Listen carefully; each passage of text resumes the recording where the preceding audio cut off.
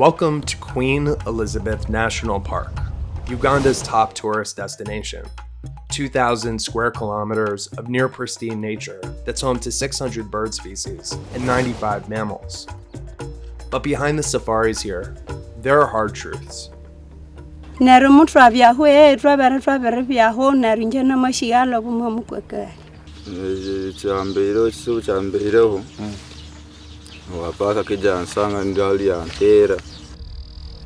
name is Ashoka Mukpo, and I'm a reporter for Mongabay. In October 2023, I came to this park to look at human-wildlife conflict. But while I was reporting, I heard allegations of physical abuse and extrajudicial killings by wildlife rangers. We decided to investigate. Queen Elizabeth is one of 10 national parks in Uganda. Sergeant Bob Bernard of the Uganda Wildlife Authority is one of 160 rangers in charge of protecting its wildlife. I accompanied him and his four-man team on one of their patrols.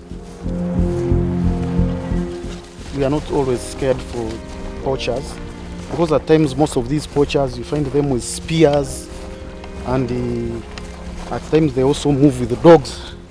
Bob and his team are looking for anyone who's inside the park illegally. We will never stop that work. That is the habit they inherited from their parents. If maybe the grandfather was a poacher, that means even the son will also be a poacher. It is in the family. The rangers are outfitted like soldiers in a war. That's not uncommon in this part of Africa. Waves of elephant and rhino poaching have turned agencies responsible for protecting nature into well-trained paramilitary forces. This type of military-style conservation has both critics and supporters. Rangers here can point to real successes that they've had. In Queen Elizabeth, there are now 5,000 elephants, up from only 300 in the 1970s. But the harsh tactics employed by some rangers has created a difficult relationship with communities around the park. The tensions have deep roots. Like most national parks in Africa, Queen Elizabeth was created by a colonial power, in this case, the British, who ruled Uganda before its independence. When it was turned into a national park in 1952, people suffered a lot because they were forced to leave their areas where they were doing grazing, fishing, to stay in small enclaves as camps. Even the economic activities changed. So very many of the population died. Most of the elderly people by then, because of the change in the environment, because of the change in the economic activities. Before British rule, what's now called Queen Elizabeth Park was home to the Basangora and other indigenous people. It's strictly forbidden to hunt here now, but that doesn't stop everyone. Poachers still slip into the park to kill animals like hippos, which they've done for generations. Hippo meat is also a delicacy that can be sold illegally in local cook shops.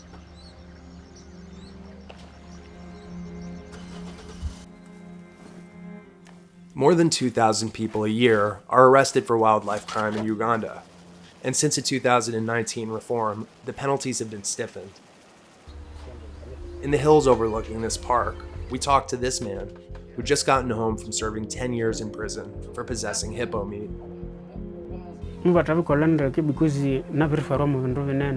At least kuba namba bunyango maboke ngasanga wetiche family yayi ngumbi at least nganende. But from what people here told me, there are worse fates than a long prison sentence.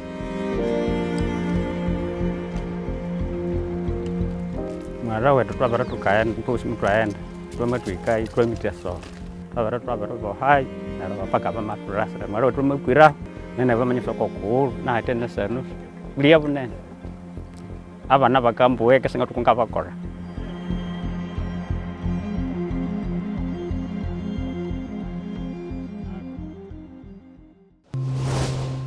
The Uganda Wildlife Authority is responsible for all the national parks in Uganda. During the week I spent in and around Queen Elizabeth, Local people here told me that their interactions with the agency's rangers can be very violent. People are caught, then they confiscate their fishing gears, boats, outboard engines. Even people are beaten. In Hamakungu, a village inside the park, one fisherman told us that he'd been brutally beaten for fishing in the wrong area. In other towns, I heard disturbing stories of disappearances. People who go into the park to hunt illegally often just don't come home, people told me. According to his relatives and local officials in the area, this man was shot to death by rangers inside the park just 2 weeks before my visit in late 2023.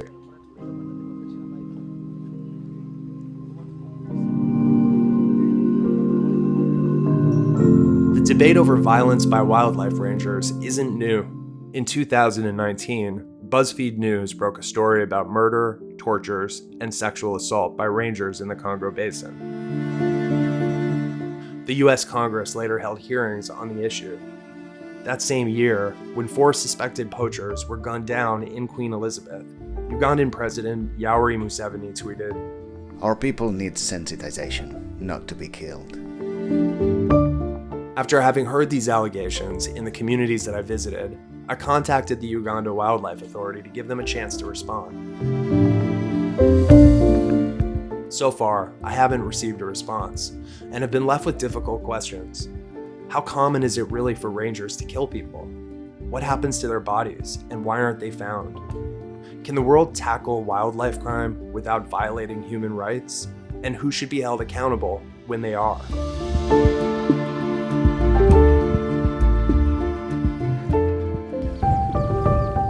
Sergeant Bernard and his ranger team were not the subject of any specific allegations that I heard. And during the time that I spent with him, he told me that he's trying to safeguard nature for the next generation of Ugandans. Because some of us will be aged and our kids will come here, they want to see an elephant, they want to see a hippo. This is Kitabu, a town up in the hills that overlook Queen Elizabeth. It's known as a hotspot for poachers. Kids here are just leaving school for the day, but this isn't a normal school. 63 of the children here lost their fathers, most allegedly killed by rangers in the park. It was put in place to help the orphans whose parents, mainly the fathers, were killed due to poaching. And so this school is helping those orphans to get education. In 2018, this school was set up by a group of former poachers.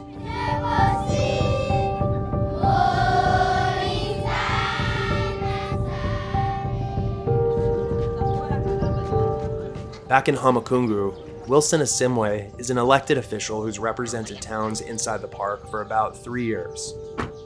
He says the communities that he represents here aren't against conservation. They are conserving for future generations.